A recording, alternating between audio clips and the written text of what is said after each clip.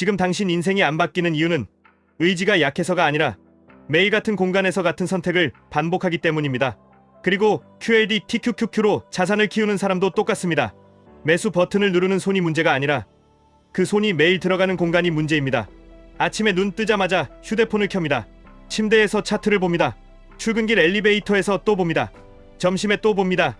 퇴근하고 소파에서 또 봅니다. 같은 방, 같은 자세, 같은 알고리즘, 같은 뉴스, 같은 불안, 같은 충동. 이 공간은 당신에게 투자자가 아니라 반응하는 사람으로 살라고 시킵니다. 사람은 의지로 사는 것 같지만 대부분은 신호로 삽니다. 공간은 신호를 뿌립니다. 침대는 쉬라고 신호를 주고, 소파는 멍 때리라고 신호를 주고, 회사 책상은 버티라고 신호를 주고, 스마트폰 첫 화면은 클릭하라고 신호를 줍니다. 그래서 삶이 지루하고 재미없고 힘들 때, 마음이 무너지는 게 먼저일 때, 그건 당신이 나약해서가 아니라 그 공간이 당신을 갉아먹는 중인 경우가 많습니다.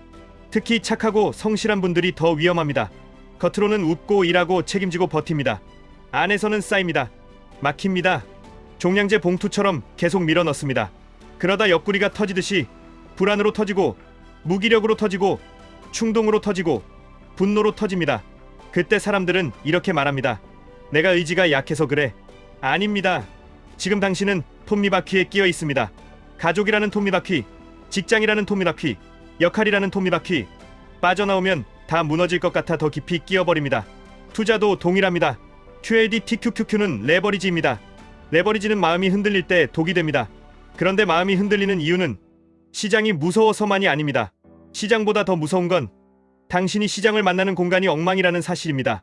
당신이 바꿔야 하는 건 딱 한 가지입니다. 의지를 키우는 게 아니라 선택이 일어나는 공간을 바꾸는 겁니다. 공간은 5종류가 있습니다. 물리적 공간, 디지털 공간, 사람의 공간, 시간의 공간, 정체성의 공간. 이 5개만 바꾸면 인생이 바뀌는 게 아니라 인생의 기본값이 바뀝니다. 먼저 물리적 공간입니다. 침대에서 투자하지 마십시오. 침대는 쉬는 공간입니다. 거기서 매수하면 당신 뇌는 쉬면서도 흥분하는 법을 배웁니다. 그게 번아웃의 시작입니다. 소파에서 투자하지 마십시오. 소파는 무기력의 공간입니다. 거기서 손가락만 움직이면 무기력과 충동이 결합됩니다. 투자 전용 자리를 하나 만드십시오. 방 한 켠, 책상 하나면 됩니다. 노트 하나, 물 한 컵, 타이머 하나. 그 자리에서는 오직 한 가지, 계획대로 실행만 합니다. 다음은 디지털 공간입니다. 당신의 첫 화면이 당신의 인생을 결정합니다. 주가 앱이 첫 화면에 있으면 당신은 하루에 수십 번 시장에 불려다닙니다. 뉴스 앱이 첫 화면에 있으면 당신은 하루 종일 공포와 환희를 번갈아 먹습니다. 투자 앱은 폴더 깊숙이 넣으십시오. 알림은 끄십시오. 관심 종목은 줄이십시오. 당신이 봐야 할 건 모든 종목의 움직임이 아니라 당신의 규칙이 작동하는지 여부입니다. 다음은 사람의 공간입니다. 같은 단톡방, 같은 커뮤니티, 같은 자극, 같은 조롱, 같은 자랑. 그 공간은 투자자가 아니라 도박꾼을 만듭니다. 당신을 흥분시키는 사람들과 거리를 두십시오. 당신을 조용하게 만드는 사람들과 가까이 하십시오. 시장을 이기는 사람들은 시장보다 사람을 먼저 정리합니다. 다음은 시간의 공간입니다. 하루 종일 시장을 보는 사람은 하루 종일 불안해질 수밖에 없습니다. 시간을 정하십시오. 예를 들어 평일은 하루 한 번, 딱 10분만 확인합니다. 주말은 한 번, 1시간만 점검합니다. 나머지 시간은 시장이 아니라 내 생활을 살립니다. 운동, 가족, 수면, 공부. 이게 투자 실력입니다. 마지막은 정체성의 공간입니다. 나는 단타를 치는 사람이 아니라 시스템을 운영하는 사람이다. 나는 예측하는 사람이 아니라 대응하는 사람이다. 나는 기분으로 매수하지 않고 규칙으로 매수한다. 이 문장을 종이에 적어서 투자 자리 앞에 붙이십시오. 정체성이 바뀌면 선택이 바뀝니다. 이제 여기서 QLD TQQQ로 바로 연결해 보겠습니다. 레버리지 ETF로 성공하는 사람들은 종목을 잘 고른 사람들이 아닙니다. 그들은 공간을 먼저 고친 사람들입니다. QLD TQQQ 투자에서 가장 흔한 실패는 이겁니다. 오를 때 참지 못하고 추격 매수합니다. 내릴 때 견디지 못하고 손절합니다.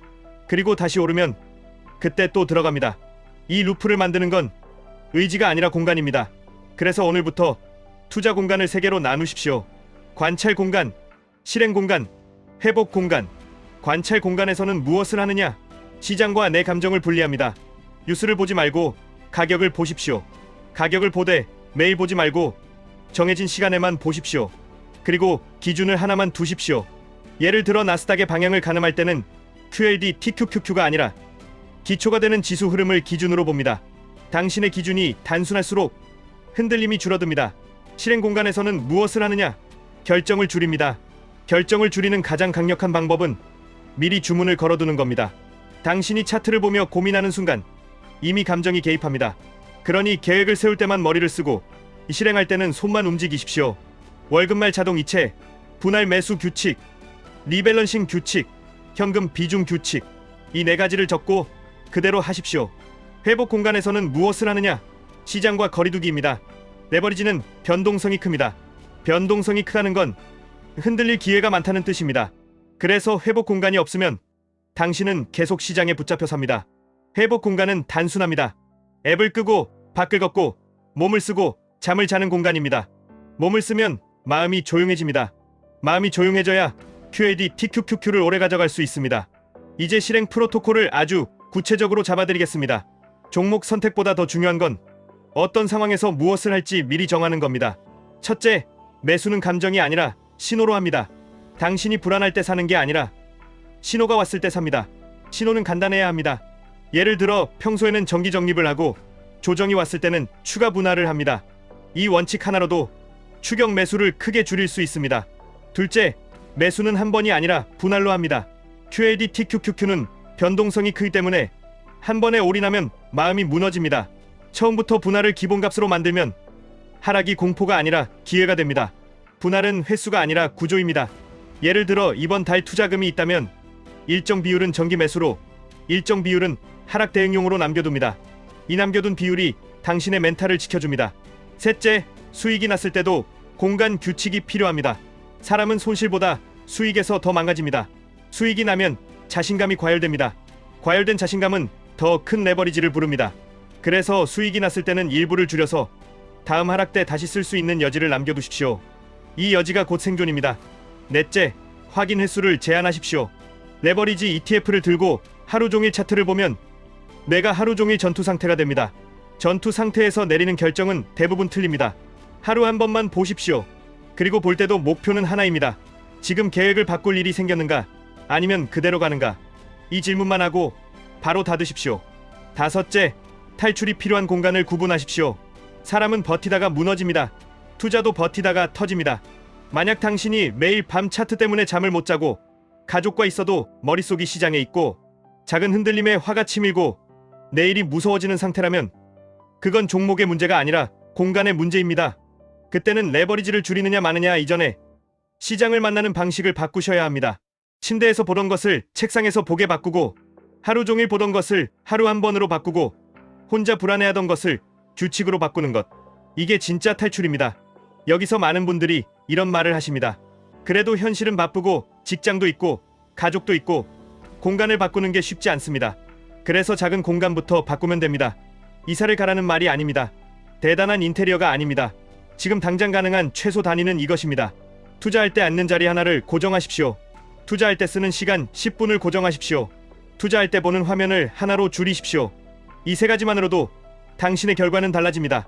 또 이런 말도 하십니다. 레버리지 ETF는 위험하지 않나요? 맞습니다. 위험합니다. 그래서 더더욱 공간이 필요합니다.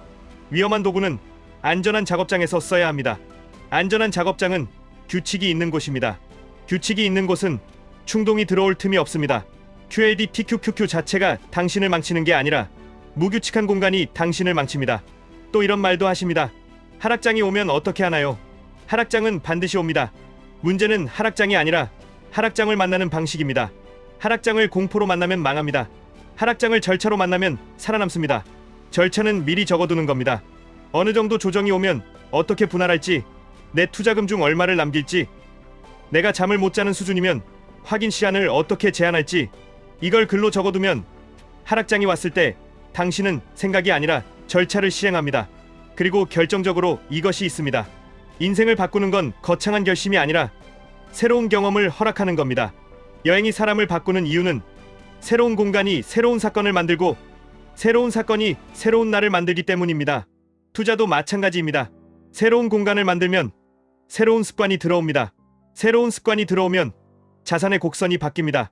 QAD TQQQ로 큰 수익을 내는 사람들의 공통점은 천재적인 예측이 아니라 평범한 일상을 유지하는 공간을 지킨다는 겁니다. 그들은 시장이 흔들려도 삶의 바닥이 흔들리지 않게 만들었습니다. 그 바닥이 바로 공간입니다. 오늘 딱 한 가지 해보십시오. 당신이 매일 시장을 보는 그 자리에서 일어나십시오. 다른 자리로 가십시오. 그 자리에 종이 한 장을 놓으십시오. 그리고 이렇게 쓰십시오. 나는 오늘도 QLD TQQQ를 의지로 하는 게 아니라 공간으로 운영한다. 나는 확인이 아니라 실행을 한다. 나는 감정이 아니라 규칙을 따른다. 그 다음 타이머 10분을 켜고 계획대로만 하십시오. 삶이 지루하고 재미없고 힘들다면 당신이 틀린 게 아니라 당신이 있는 공간이 당신을 지치게 하는 겁니다. 투자가 흔들리고 불안하고 충동이 생긴다면 당신이 약한 게 아니라 당신이 시장을 만나는 공간이 당신을 흔드는 겁니다. 공간을 바꾸면 당신은 새처럼 날아갈 수도 있습니다. 그 첫걸음은 오늘 딱 하나의 공간을 바꾸는 것입니다. 지금까지 1분 투자 하이젠버그였습니다.